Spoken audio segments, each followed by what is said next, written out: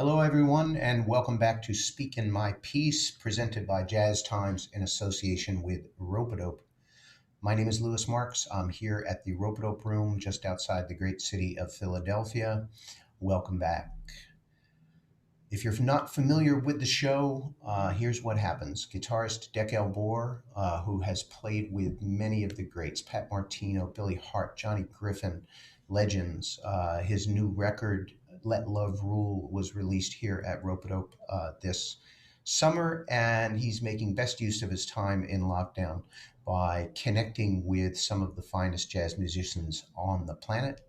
It's a casual conversation, but I'll warn you, his knowledge of history is deep, so we get into some great conversations. Today, we have the great pleasure of welcoming Danilo Perez. Dekel speaks so highly of this gentleman as a centerpiece in jazz. I'll just read a quote from NPR to kick it off. Danilo Perez is a man with some serious jazz cred. The Panamanian pianist got his start playing with Dizzy Gillespie and continued with Wayne Shorter. As a composer and bandleader himself, he's practically peerless. I did a little bit of research, the usual things, and I want to recommend to people, because I learned a lot, I want to recommend first to go to his website and check out the Alt Latino video that Felix Contreras did with Danilo Perez. It really starts you off with a sense of the history of Panama. Mr. Perez is an ambassador for his country and educates people about the role of Panama and Panamanian artists in jazz. I also found that it goes further. I'm always impressed with musicians in my work here at Rope who are kind of world leaders. They're not only working their craft and performing around the world, but they're connecting people from around the planet and also supporting younger musicians who are coming up.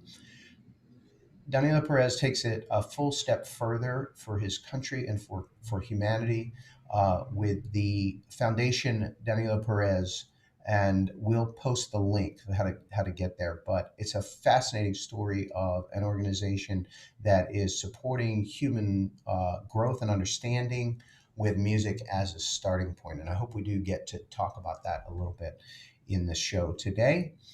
Without further ado, let's drop in on Dekel and Danilo Perez. Danilo Perez, Danilo, ¿cómo estás, maestro? How are you? Dekel, super well, man. Danilo, I love you. I love you. Why is this distance of virtual reality between us? We're more connected now, I think, because this. Because you know why? Because not even this resistance can block that energy. I can feel it all the way here. I don't even know what. It's too much for me, but I will say this. First of all, how are you guys doing? Are you guys safe? The family, the daughters, your wife, everyone is safe?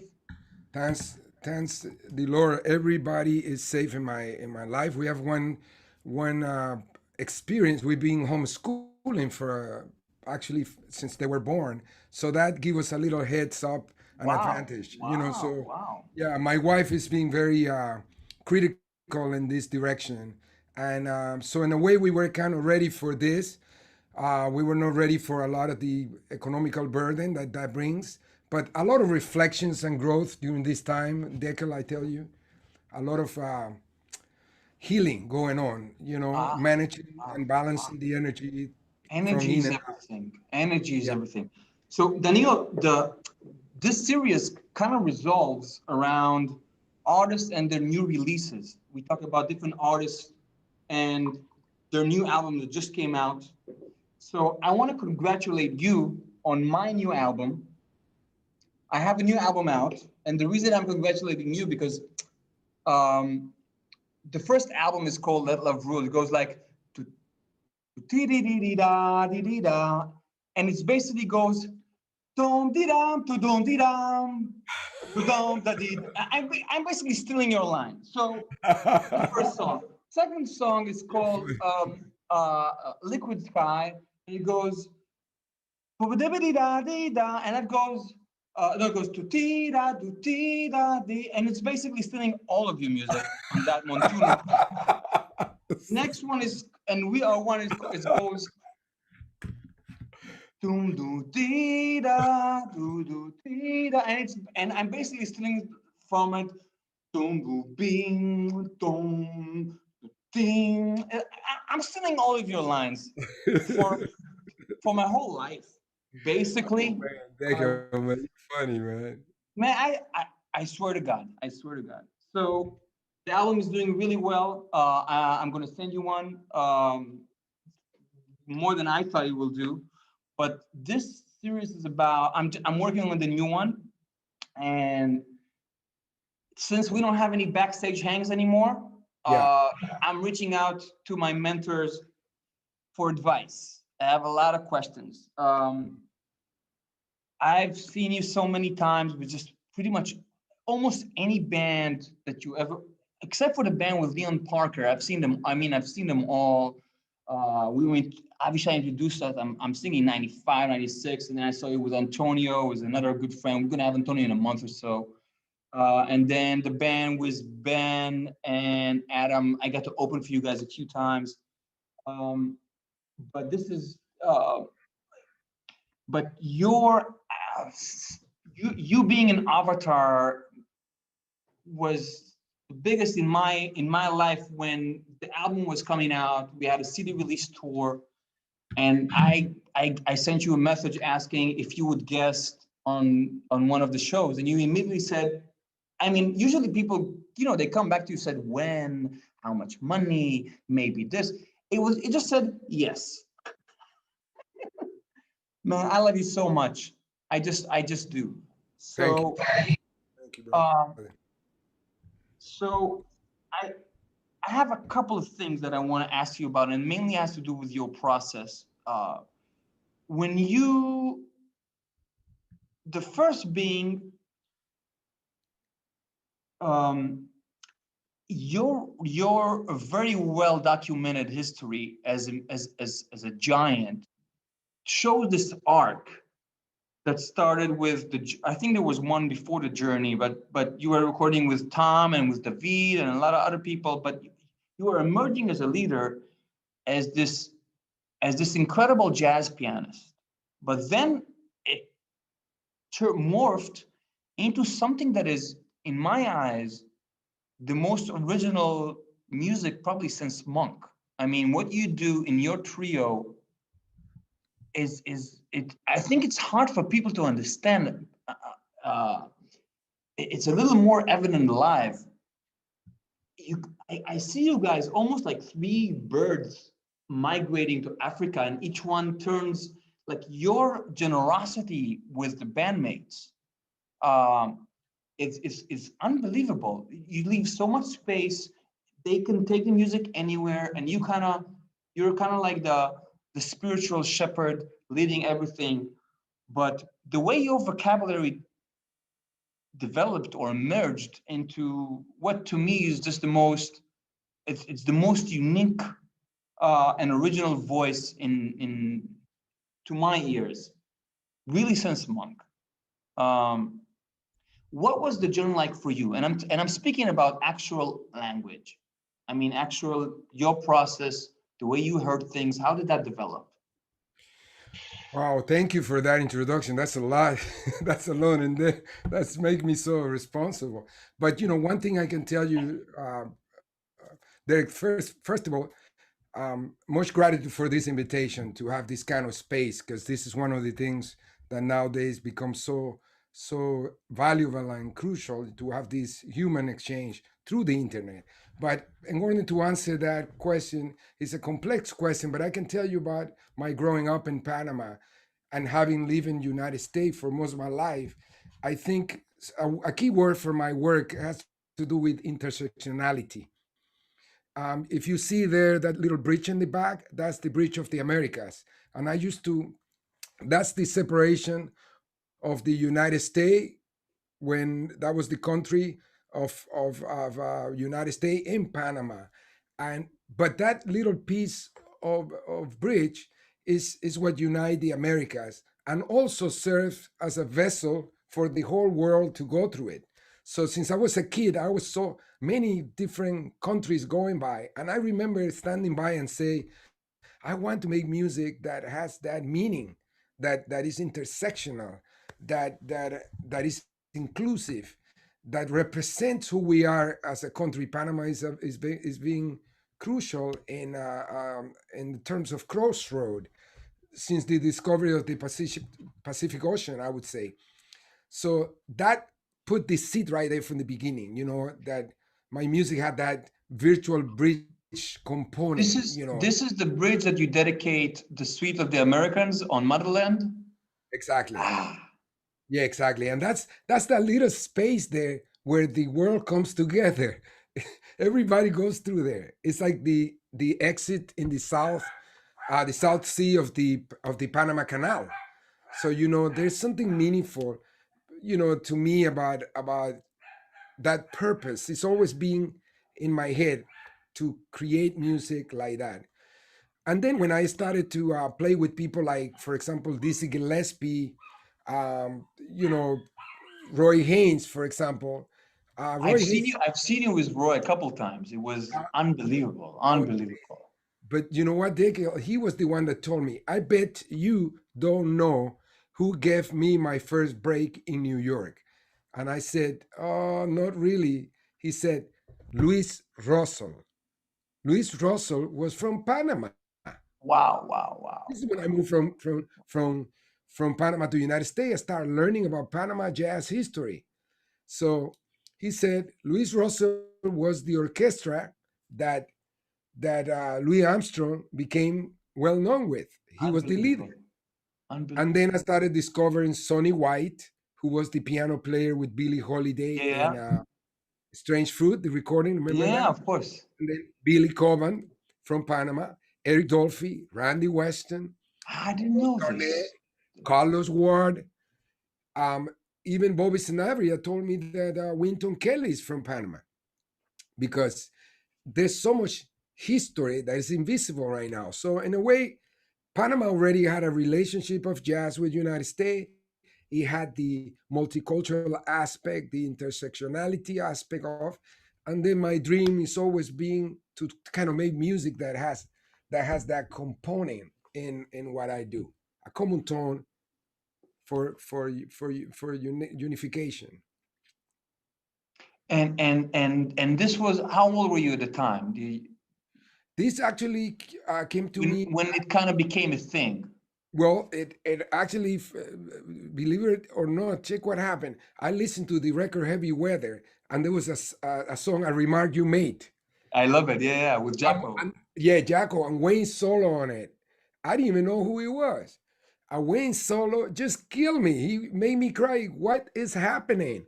At that time, I was about to start a career because I have made like a deal with my mother about going for a full career in electronics. I'm an electronic, um, I study electronic and music. So at that moment, I had to decide if I wanted to pursue music or continue electronic. So that song, I remember that song grabbed me, and it was around the same time I was starting to get more listening to jazz. But that song, that sound, that the tenor, and I had a neighbor also. He used to play all the jazz record, hop tones. He used to play jazz really loud in our community. You had the merengue, the salsa, the And that, bachata, yeah, no yeah, bachata, yeah. the music from Haiti, the mabuya, tambu combo, soca, all of that is Panama. And he used to play all these jazz I do records. this. I do the same thing. I turn this thing so loud that blood is coming out of the cat's ear. I mean, the walls are shaking. Until the police is coming, I'm blasting Coltrane. And also, uh, Derek, also my father is a singer. I know, So, I know, I know. and that has been in it. I'm not a singer, but I want my instrument to sing. So, so a lot of things. And I also want to connect to the percussion, West African connection of this music, and the Afro American experience and the Latin experience. So that has been my quest in terms of sound, and through my life, really be researching the history of our music, researching the power of music in society. Those are the topics I try to pursue in my sound. And how does that relationship between sound and also between you and the piano, how, when you look back on those years and you look at the way things are now for you and like your daily relationship with the piano and with music, how did that evolve? Like what changed for you? How I do you, had some what does it look from? I had some amazing mentors, and I had to start with, mentorship is really crucial in my life. I had some mentors, starting with my dad. My dad taught me the importance of music as a way to learn mathematics, geography. He taught me the whole curriculum when I was a kid through music. He wrote a thesis in 1967. That is, he was way ahead of his time, talking about the importance of education in the life of children to create a good citizen. You know what I mean? To create creative people that with imagination and all of that. He was working in that in the 67. So that's one great mentor. The other mentor I have some really good music teacher. My piano teacher was from Chile, and she said sound is everything. So she told me since I was 10 years old about sound is everything. And then the Dizzy Gillespie experience taught me about how to connect music and diplomacy. So Dizzy taught me it's not just about playing, it's about what music does for humanity. What was it like? You were super young. What was it like for Yeah. you to play with the godfather of jazz, bebop, and the Afro-Cuban jazz? I mean, it has. What was it like? Wow, it was scary. Monty Alexander was playing the gig. I have already played with Paquito da Rivera, Claudio Roditi, Sly Hanton, James Moody a little bit. So they recommended me, especially Paquito put a recommendation. They had a last minute emergency. I think Monty Alexander couldn't go to the first gig, which is the live at the Royal Festival Hall. So that was my first In gig. No, London. yeah, London, no It's a big rehearsal, gig. and I caught an ear infection. So you can see I'm wearing, um, some kind of cotton because my Yeah. ears. And I'm like, oh my god, I need my ears today. But anyway, Dizzy Gillespie was one of the most inspirational figures in my life. Not just because the genius of his playing, but because the purpose behind his intention. Somebody asking, I was there, they asking, how do you want to be remembered, like, by? And he said, as a great humanitarian. That's why he answered, and he taught us about the power of music for diplomacy. Really, and also the importance of language in when you're playing. He was, there was a part that we had to play over upa pada, Yeah. and we were playing pa pa pa para para para para da. And he said there's no pa pa pa in this music. Is he say do be shabu ba bu that and that mu that, swallow those notes. So that was incredible. And we were driving in a long tour. We were driving in a van for like 7 hours, and he took the time to teach us about language and bebop. It was I have fascinating. to tell you that with many of my mentors, those really long rides, those 7 hour long rides to the gig, are probably the most. Sometimes they are more cherished in my memories as a person, as a human being, than sometimes more than the music. I mean, we would go with Reggie Workman on these really long train rides, Hmm. and he would speak about such spiritual things that I wasn't able to understand in any way, but it kind of sinks in a way, and his intention sinks in. And Absolutely. I cherish Absolutely. this so much. It means, I mean, sometimes on the way to the gig, there's a connection between people that it's sometimes there's no rehearsal that can do that. Well, do you know, Dekel, I was thinking about that, and I was thinking about that today. We had a master class today with Diane Reeve and Terry Lynn Carrington at the Berkeley Global Jazz Institute. Terry Lynn told me you guys were born in the same month or something. I mean, In the same same week, same year. month. Yeah, we brothers and sisters from another. He said from another mother. She said, "I'm her brother from another mother." She, Yeah. but one of the things that we were talking about was about the concept of a spiritual co-creation, which involves a lot of things that relates to what you're talking about. For example, the idea that you only rehearse on the bandstand, that's not really what it is. You actually were rehearsing on those 7 hours because you were getting to hear their thoughts and their purpose, and the way they talk is mostly very closely to the way they play. It's very related. The spacing Completely. and everything. It was amazing. Yeah. Yeah. Completely, completely, completely, completely. And that's when you learn that there might be a surprise thrown at you in the next gig. So that's always a trick I learned from the oldest. My first gig with John Hendricks, the great jazz singer. We have been preparing for a whole couple months. And right on the gig, the great John Hendricks, he's told me I have a sore throat. You're gonna have to change all the keys on me. I was 19, Derek. It blew me in pieces. I couldn't do it. I couldn't do it, and I cried. And then on the ride, I got, he gave me another spank, and he told me, Art Tatum had photographic memory. He could remember everything. He could change all the keys because he used to practice with Art Tatum. And I'm like, man, I Wow. am not that quarter of that at all.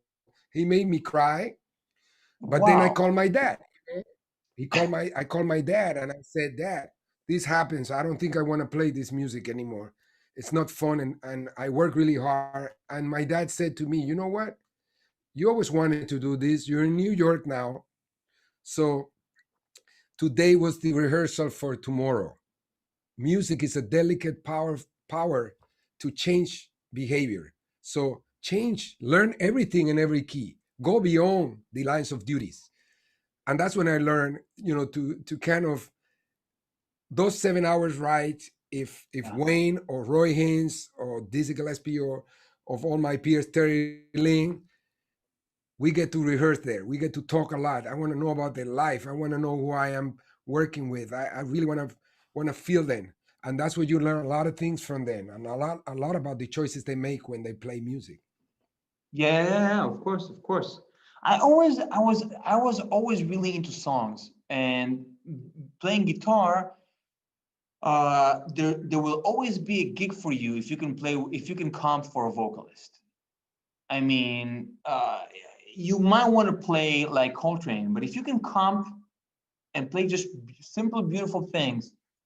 And a lot of my mentors, actually, you know all those people you work, all of them, with Cassandra, with Claudia, with Luciana, with Sarah, and uh, like I always love working with vocalists, and I always felt that you had that thing as well. Like there's there's this one album, Across the Crystal Sea, where you just play. It's there's you are the vocalist.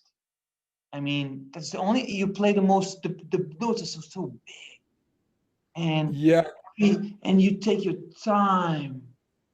You have this way of playing. It's almost like listening to Billie Holiday or something. For me, thank you. Wow, it's a huge album for me. thank you. One of the most challenging experience I had in my life was that recording. And I tell you a couple things. First of all, Klaus Ogerman, it was a complete genius. I mean, that man knew how to create conversation. He knew how to open this space for you. He was very mysterious at time. Um, What kind of preparation went into that album? None. He didn't send me anything. until the day before, and he planned it that way. And one of the things he told me is like, I have heard you playing with this redeeming quality in your music. You redeem to the space that you are in, and that's what I need. I need your vocal side. That's exactly what you said. I hear vocal in your playing. I need that for this recording, and I need to to be able to leave space in a way that if you think it's not enough, leave more. Wow. So the way he coached me, and the setup was amazing. Now you have Klaus Ogerman, Tommy Lipuma producing. Klaus is sitting in the middle of the Avatar studio. I have Christian And McBride. Tane, right? What Tane was playing, right? No, that's Luis Nash Ah, and Luisito Quintero on yeah. percussion and Cassandra Wilson. But this is the interesting thing. One of the hardest improvisation I have to do, I did it with Christian McBride. What it was he had this low section that he wanted only to hear voicings as a solo. I have never been, he wanted whole note as a solo, no other rhythm. So Christian and I are playing like this, like, oh, and he has almost like figure bass, basically. He has the bass notes, and I have to solo. And I don't know if Christian will remember, but that has been one of the most scary moments in my life to do a solo over.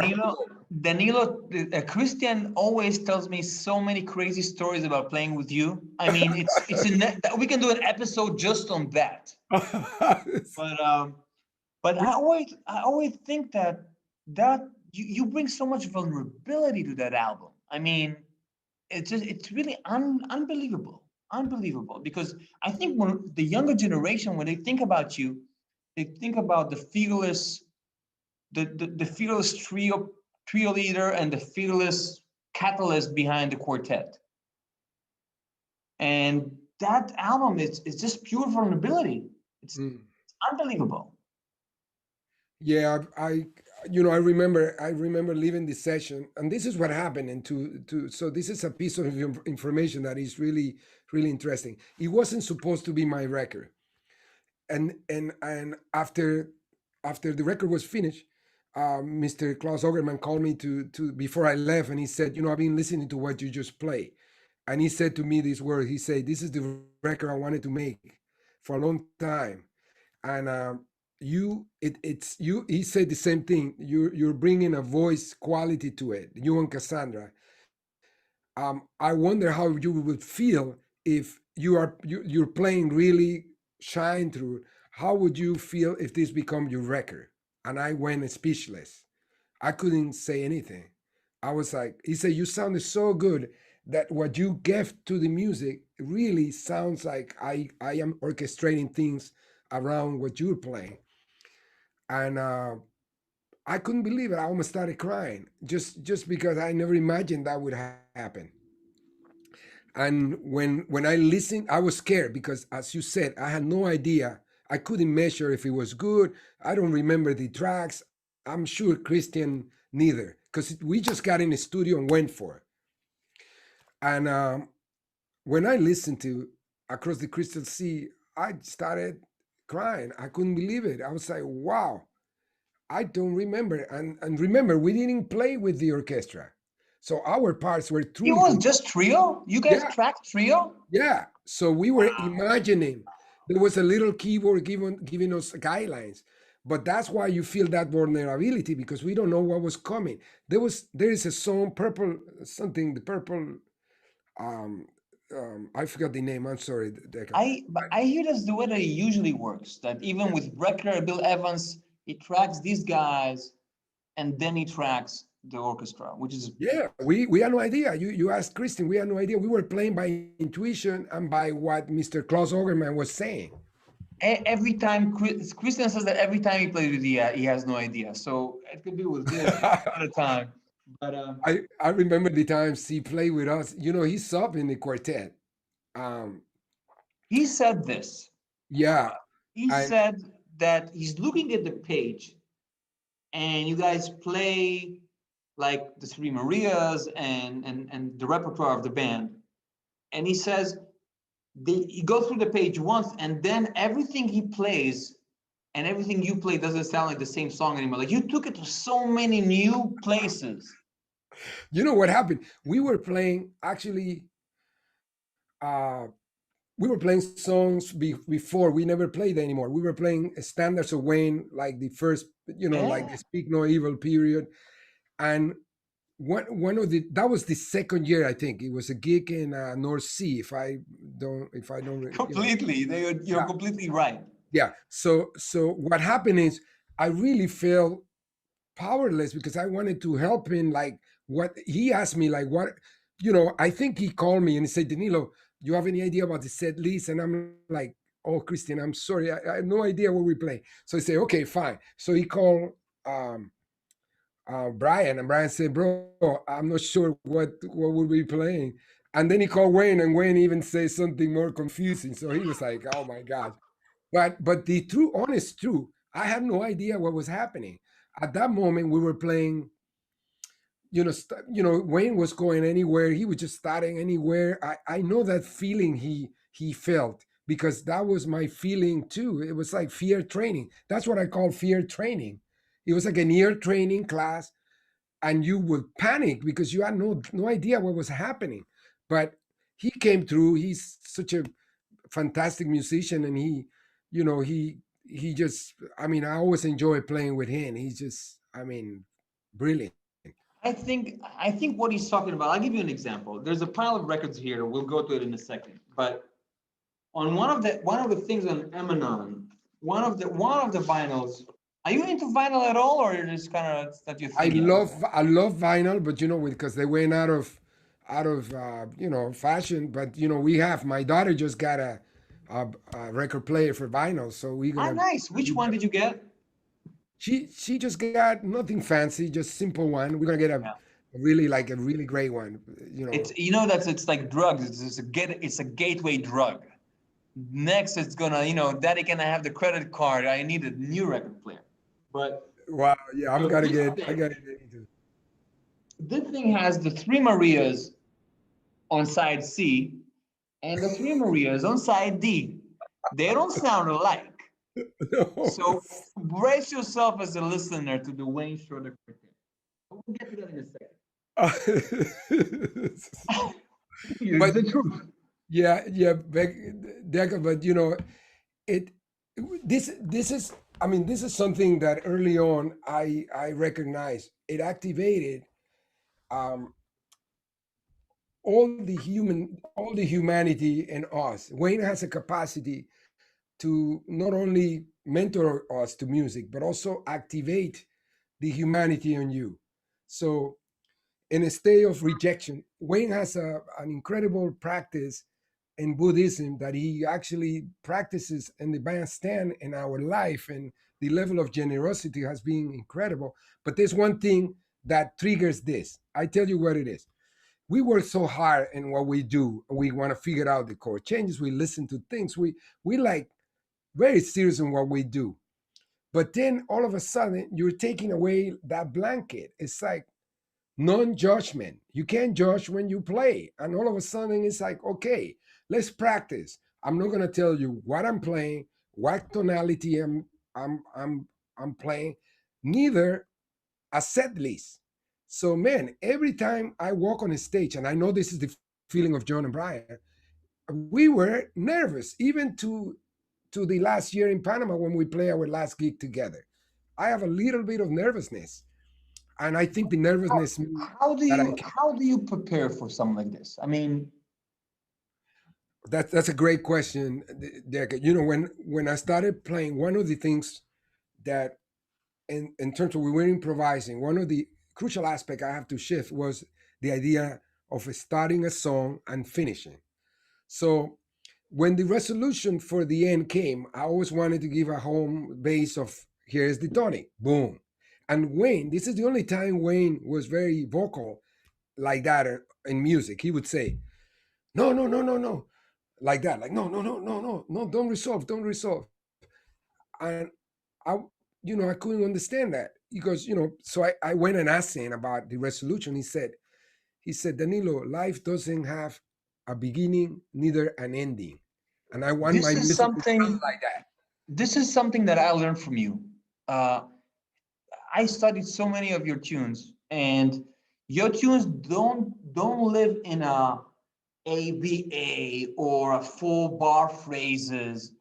I mean, it's however long it needs to be, and that is to me is it's kind of like your tunes. They're not like boxes.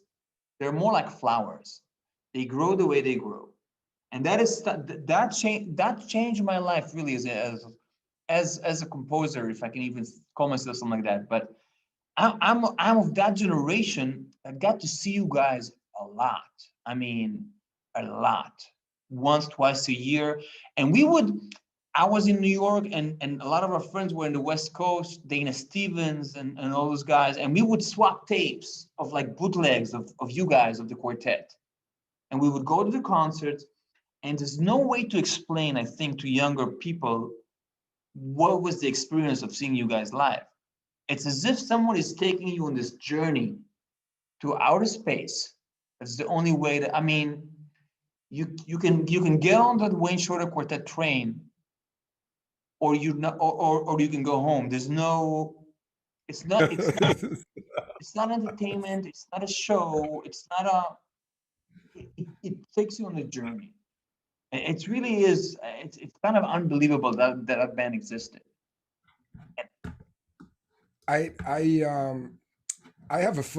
have many funny stories, but I have one that I always go back to because um, the first time, first of all, Terry Ling Wait, recommended wait, wait, me. wait, wait, wait, wait, wait, wait. Don't go there. Don't go there. Yeah. This album changed my Yes. life. Yeah, that's my audition. That was my audition. That was, So I don't think I ever told you this, but Bob Saden is like my musical dad. He's my biggest mentor. oh wow. How So say hi for me. Wow, I it's been will, a I will, long I will, I will. And before this came out, we just got in touch, and I got a hold. There was someone that worked at the label, and I got myself one of the pre-copies. And I ran him in the street, and I said, "It sounds amazing. I can't believe it." And he said that something. This was before the album came out, like a week or so. And he said time. this. He doesn't talk a lot. He said something crucial was born that day. Absolutely. And it took me years to understand, because if people are if people are in the know, Footprints Live came out before this. So we Hmm. only thought that you guys were already a band. But this was like the initial meeting. And I remember the track with Happiness. Actually, Robert Sadin has I just recorded Motherland before that, and he heard that combination with Patty Tucci and Brian playing the three of us. So when Terry Lynn couldn't make the recording that we had in New York, they called Brian, and it was the Sacagawea track where you can actually hear at the end, you can hear a little laugh from Wayne, like ha ha ha, like Yeah. that's Wayne. But to me, that means, wow, I found some, we're gonna have fun.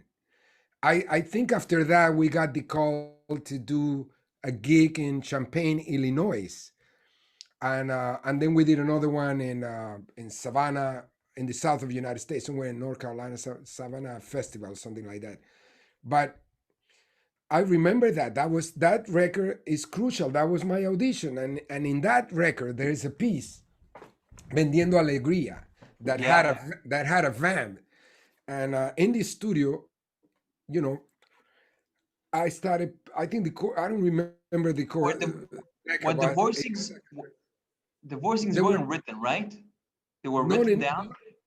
Yeah, Wayne was writing like a classical, like he writes like a Yeah, classical composer.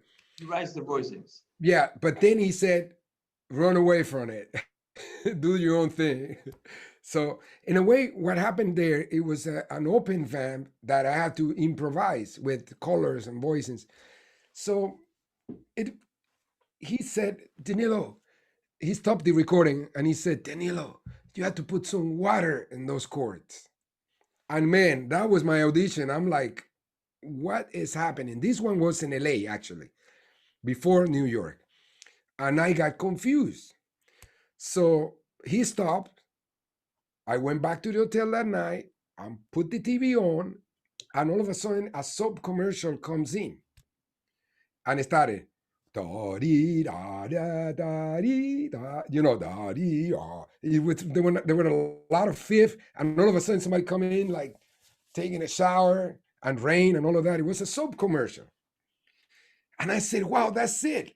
I gotta go into um, it was something like that, like or something. I don't remember, just bunch of fifth. Anyway, I wrote different colors, and the next day I came back and played. He called the same song, and he said, Danilo, that's it, water chords. But then he looked at me and said, but the water has to be really clean. So what he meant 5 years later, I found out what he meant by clean. It was a major second that were in those fifth. Check the level of detail this man is living on.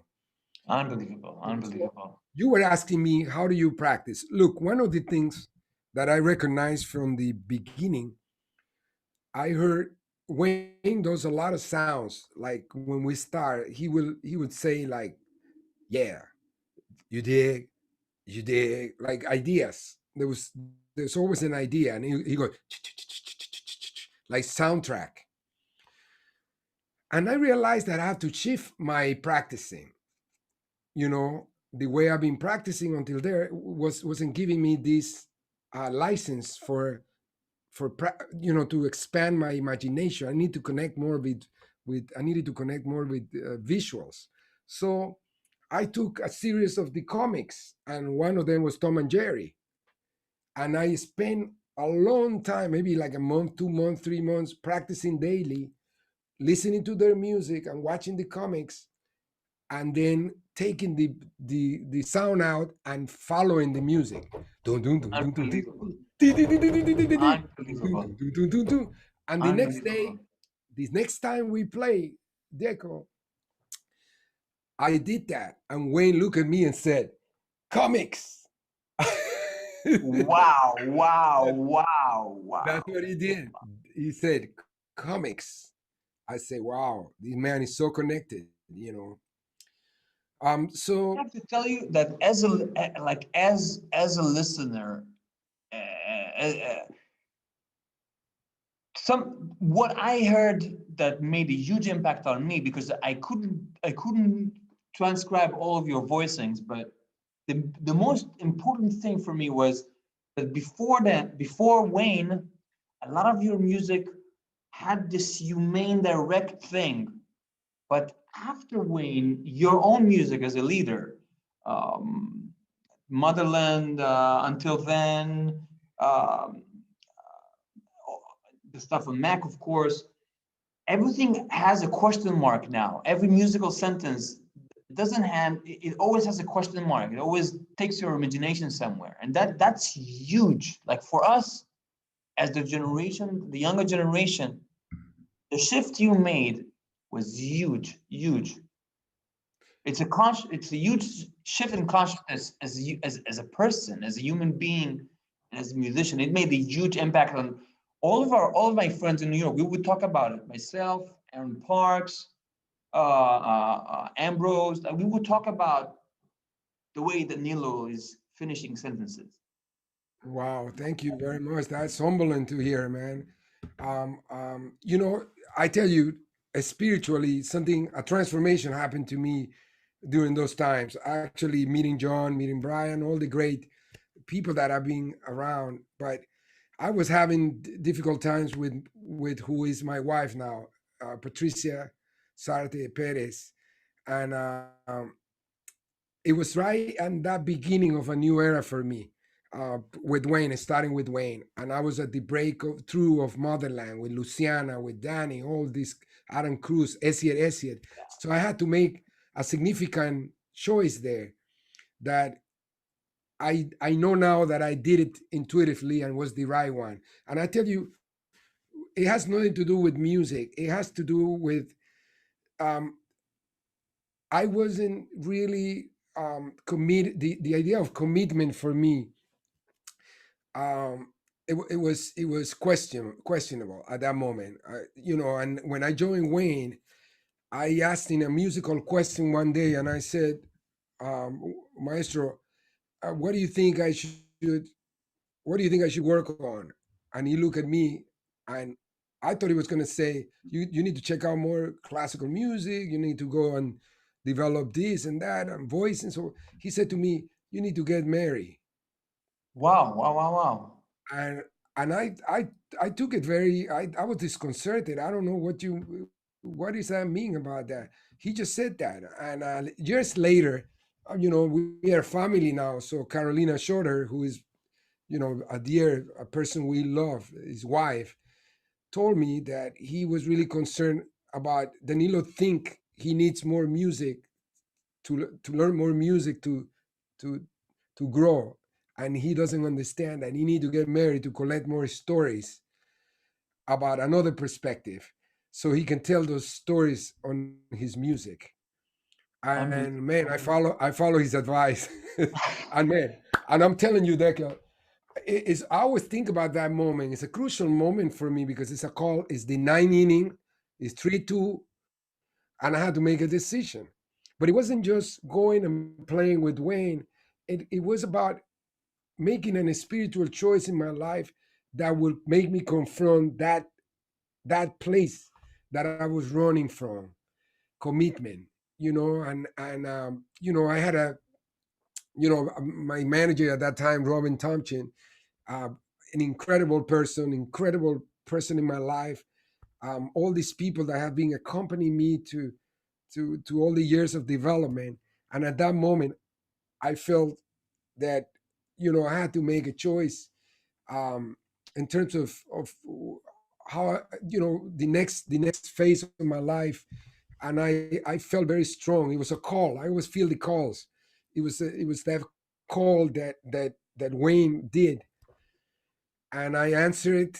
And you know it's it's been one of the most therapeutic workshops and friendships and family that I have been involved with in It's my life. unbelievable, unbelievable. But it's unbelievable. But I can tell you that for us, that band is by far the most important band, the most consciousness shifting band. It's one of the few that you can count on a very small hand. It's kind of unbelievable. So if we're talking about some musical stories, I want to ask for your input on things that I think relate to you in somehow. The first is Eddie Palmieri. It's just an amazing album, but you always have that thing in your playing that makes people dance. I've seen people dance in a concert hall to your music. I mean, what does that mean to you? Like, what does it take you? Well, my relationship with this music comes from my father.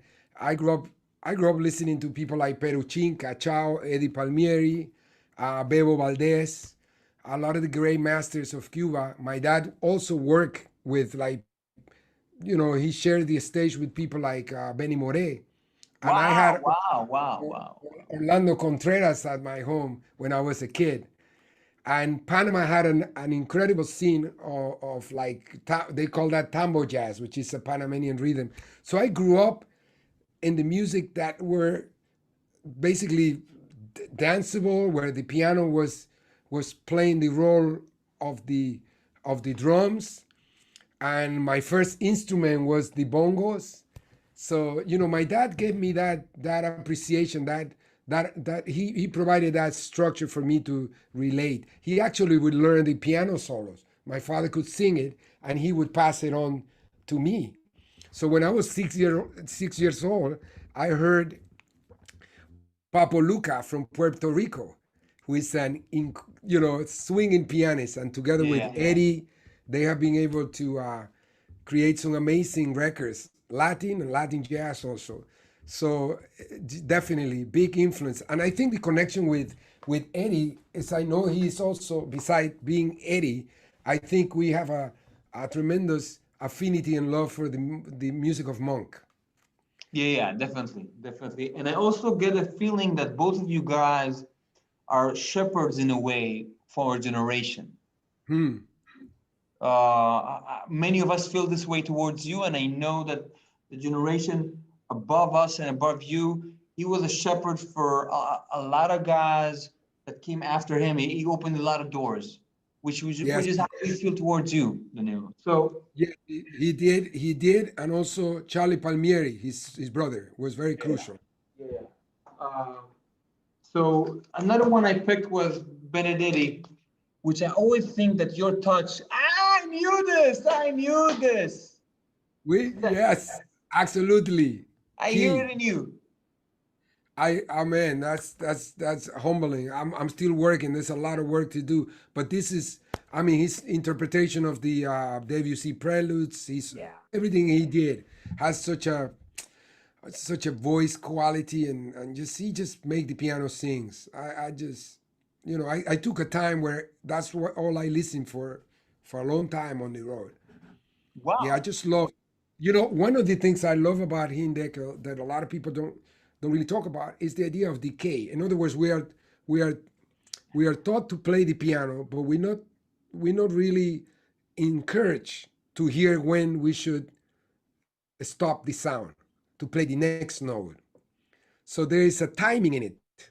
And when he played these pieces, he creates this single quality of voice as a tone by the mastering of not only the gravity of his weight, of course, but also the stopping at the right time to play the next note.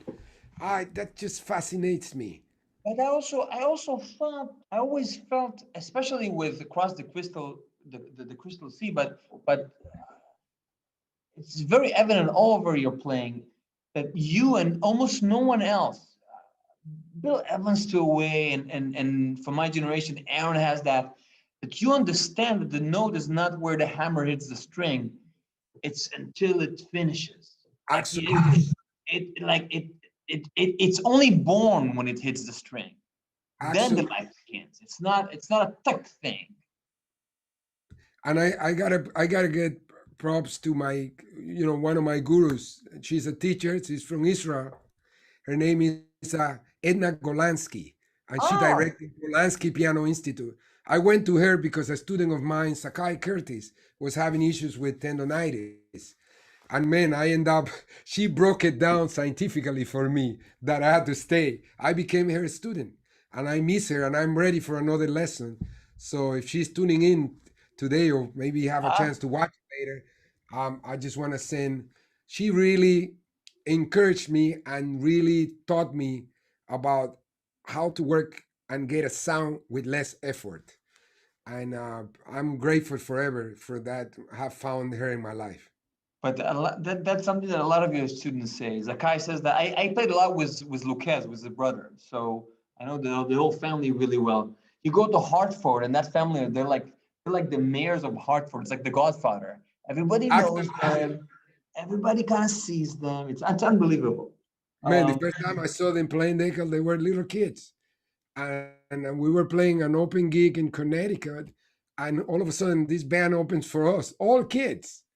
And, Richie Balche, Richie, right? Richie. Sakai, all of the, man, they were blowing. They had the vibe down. And we were like, whoa. So, Unbelievable. yeah, it's so talented. Amazing. So I'm gonna pull this Keith Jarrett's My Song, which I always felt, I mean, that had a thing for you, the compositions, the way they interact. It's like your trio is the way you guys interact. There's such openness, there's such family values. And as I said, there's no one leader almost, almost, almost. Um, I love everything.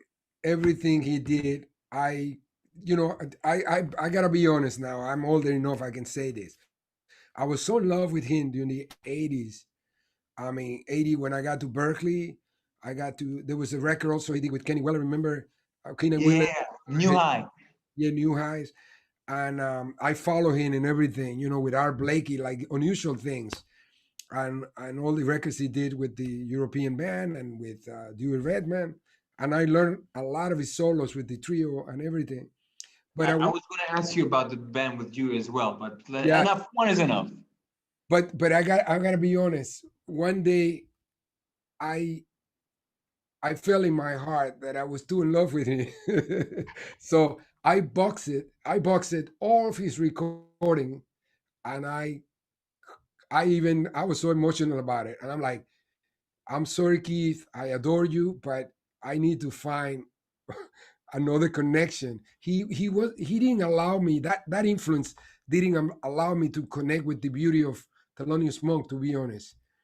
And what I ended up doing was putting all those vinyls, and still have it. They're boxed, they're with tape, they're wrapped, and tapes, actually live recordings and all of that. And I blocked it up for a long time, and then I got into the Monk fever, and I think I found my groove in there between Monk and So Keith. let's talk about the Monk fever. I mean, I was I was either going to take this because you play a lot of those tunes, or I was either going to take the trio with Twinkle and with Max. You have a very very strong thing with that.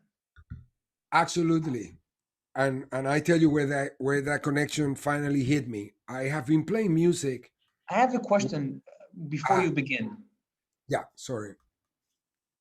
The septet thing with Marsalis, where you guys played Monk, was before Panamonk. You read my mind. Yes, it was. Well, you read my mind. That's what I was going. That oh my God, watch it, Dekel, you mind reader. That's what exactly was gonna. That's the story I needed to say, because um, even though I play Monk's music, the whole repertoire with basically a lot of his music with John Hendricks during the '80s.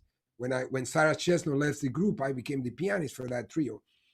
Um, it wasn't until this tour I did in Poland, I went as a sub for Eric Reed. I was telling him a month ago, or a couple of weeks ago actually, and they played Monk in a certain way, with a certain Caribbean feel, with a certain New Orleans groove, that it was the entrance point for me to connect Monk to my folkloric music in Panama. It was Wow. easy. It was like when I heard pop pop and the way we play other things, I heard the connection. I felt the connection more than I heard it, and I felt it. So right away after I came back from that tour, Panama was born immediately. Yeah, yeah. I've seen you guys play that thing live. You make it dance like. I mean, it's unbelievable. It's really unbelievable, unbelievable. And this is way before it was cool to play monk tunes. I mean, you guys kind of, Right. it's a At, huge at that statement, huge. and it's interesting because a lot of people ask me sometimes, even Jerry Gonzalez asked me if I was aware of the Rumba para Monk, and I wasn't at that time. So that's why my perspective was even more Pan African. It's like the connection of Monk with Pan Africanism, and his connection was strictly with Cuba. It was amazing, and the Abaqua. And He really did it amazing. But then I discovered, and he was we talk a lot about this, and he said, "Wow, you came out with another take on it." It was like more in the realms of Panamanian, Caribbean, a little bit of Cuba too, that connection. so I have a few more here. Uh, I have a few more here. I have my dad playing marimba, talking about dads. But I have some chick, I have some Herbie. But I wanna kind of reach what we're really here to talk about. I wanted to take one of the Coltrane quartets because there are just too many similarities. you guys, for us, are the most important band and the most influential band. Um, I think I even said, I keep saying that to people. There's never anything I play that doesn't have your thing in it. That's the and but if I take and there's also similarities. Uh, McCoy was like the most unique voice of his generation in a way, and for me you are, for many of us you are, and but I think the thing that people connect the most with that band and what you do is spirituality. I mean, that's the first word. You anyone if you talk about Coltrane, that's the word they use. Uh, and for us, I think you always been that guy in many ways. That you embraced me when I was 15, 16. I mean, um, so I want to ask you. I'm sorry to put this burden on you, Maestro, but as the godfather for many of us, we live in very challenging times. All the gigs are gone, no money from record sales, but all of us, all we want to do is play. Um, and there's very little rewards for greatness in music anymore.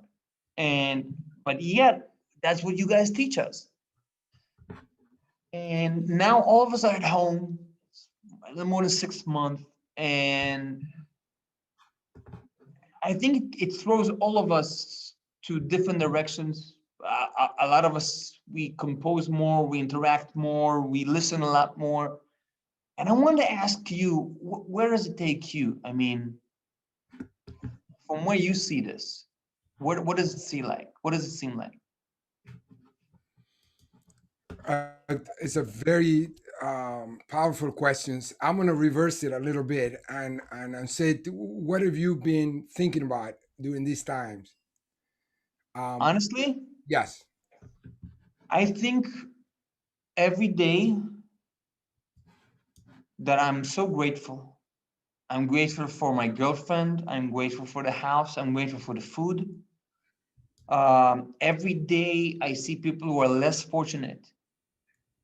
And every day I think to myself, A, I'm just grateful. I have so much to be grateful for. And I don't take it for granted. And B, I think that I don't live a religious life, but I believe in God completely. And I think that this must be a very difficult time to live if you don't believe in something. Mm-hmm. I mean, that has to be very lonely if you don't have that faith to carry you through this year or through this challenge or um and I'm also thinking that this is a chance to go deeper as musicians. I mean, music is, imagine everybody talk about that music is free now and it's useless, but imagine going through quarantine without music. That has to be hell. I mean, it's so needed. And I can only imagine if people knew what it's like to see you guys live, the way people react, the people dancing on the chairs. That is so needed now. I mean, I want to see you tipping with Ben and Adam. Like I want to get that uplift. It's I think it's more needed now more than ever. I mean, that's kind of where it takes me. I'm spending many morning. I wake up every day very early, and I take the guitar for an hour until everyone wakes up, and then I go to the. I think this is time to do our work so we can do better for the people that need this. I need this. That's kind of where it takes me, and I'm thinking that this is a chance for me to make a shift in my conscience. This is the reason I'm doing this. I'm speaking to you. I'm speaking to McBride. I'm speaking to all of our older brothers. Or I think we're looking for ways, and we also speak a lot among each other. I mean, Master Kazaki, we speak about Monk every couple of days. Um, with Julian, and we talk with Aaron Parks, with Logan Richards. We talk almost every day, just kind of seeing how are you coping, where are you taking this, And I'm also calling the elders all the time. I'm calling Reggie Workman, Billy Hart. I mean, just I don't want to the point where I don't want to call too much. I just text, everything's okay, anything I can do, because they've done so much for me. I mean, I want to be there in Jersey, bringing them groceries. I mean, I have that responsibility now because they took care of me. So this is kind of where it takes me. I think you being here and saying all this is just another example of how we form a community in the most incredible way, musicians. We depend on each other to make the music work. Um, That's yeah, that's beautiful. That's fantastic. I mean, one of the things is, for me, it's like, we're living in a times we have a lot of resistance, you know, and Wayne has inspired us, and has, and as Dizzy Gillespie and my father too, and my piano teacher in New York talks about this too, is that to recognize that in those times of resistance, there are signs for us to know that we are creating value in society. This is the time, as as Toni Morrison said, there's no time for despair. It's time for action, and it's the artist. The relationship with silence, actually, for us, has changed, which is important. We need to be nurtured, and we need to hear silence in a way that reactivate our creativity and imagination, and it makes us feel that through what we do, we become explorers, we become healers, we become activists and visionaries in everything that we do. This is the power of what we have in our hands. So making music, making art is essential to speak truthfully to power, and to dream, and to dream with new realities, and ultimate see the change in the world. So right now we have the perfect scenario. Incredible resistance from the our president, which I'm not going to mention his name. The systemic racism in the United States is incredible. The inequality and gender inequality is huge. Everything is at us, but we are responding with this time of reflections in a lot of the things that you were talking about. We are having that urge to call our friends, to be engaged in a conversation. um, we we we need to activate something that is called duty of care for each other. It's a duty to care for each other in humanity. And I part of where I get my inspiration, when these George Floyd things happen, I was depressed for like couple weeks. Not I didn't go full blown depressed, because I have an incredible wife who is an activist, like myself, and it's a blessing, just to put it that way. So she just said, "Look, this is the moment that everything you fight for, all your dreams, and everything you believe that music can do for the world, has to be activated." So I put more energy in the Global Jazz Institute, the Berkeley Global Jazz Institute, which is an institute I founded with this idea that music serves the opportunity to humanize us and to create more uh, positive citizens in the world. So you see, so now I'm getting the energy from the students. I'm feeding back from all of you, that the music you're making. But one of the things I notice is that for many years there's certain topics that we can't avoid and that we need to address. And one of them is systemic racism. We need to address that. This is the cancer of United States and the world in many ways.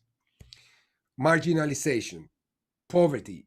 So, my purpose always being behind what I do, the purpose of why I do what I do is because I want to dream that there's a solution to all of this. I want to keep us motivated to be living. I want to find a way to humanize myself and help to humanize more people. This cannot go on, man. The way we have been dealing with the earth, climate change. I mean, it's time to change, and we have this incredible power in our hands to teach us and awaken sensibilities in the world. So we must activate it.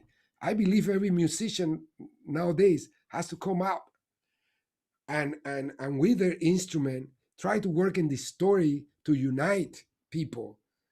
It's time. We're seeing those things that we're so far away about, challenges. Look at the way you're reinventing yourself. You're creating these new spaces of collaboration.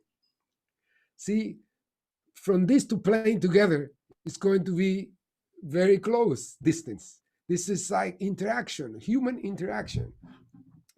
And I get up one day with more energy than others, but I gotta tell you, when I hear the type of conversations I have with my daughters, for example, and my wife, and my son, and my friends, and the way they are thinking, man, it's so incredible because it reminds me of this quote of Toni Morrison. She said, today is precisely, she said, this is precisely the time when artists go to work.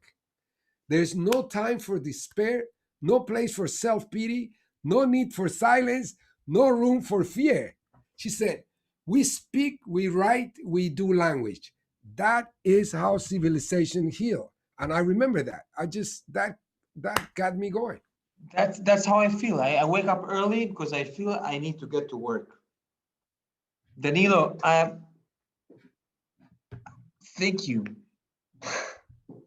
You always been there for me, but I have to say, your music changed my life and shaped who I am. And I love you. And I'm waiting to see you again real soon. And stay safe and your family. And take care of yourself. You're a role model for so many of us. Um, and yeah, I can't wait to see you real soon again. Thank you very much, Dekel. This was very inspirational for me. Thank you for this opportunity to exchange in this way. And Your humility is too much, Maestro. Your humility is too much. I forgot to mention anyone who shares the stream from Jazz Times to their thing. Mac Avenue will be giving away Danilo's album with his brothers, with Brian and John. It's an amazing album.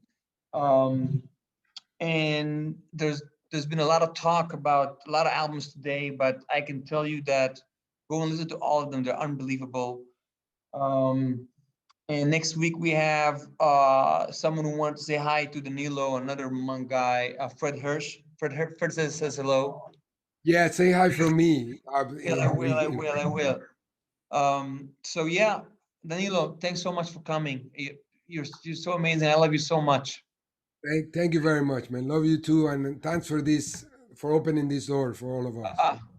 I'm hoping to see you real soon. Yeah, we have a lot to a lot of history together. Yeah, definitely.